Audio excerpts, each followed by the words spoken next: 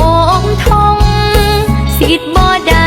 ทรงอาจสิทธิ์บ่ได้ประมาทครูเห็นห้อยพอก้มดูเห็นห้อยครูก้มกราบครูอาบน้ำบ่ใจสิทธิ์บ่ได้อาบน้ำบ่เนื้อเฮียนน้ำพอก่อนำครู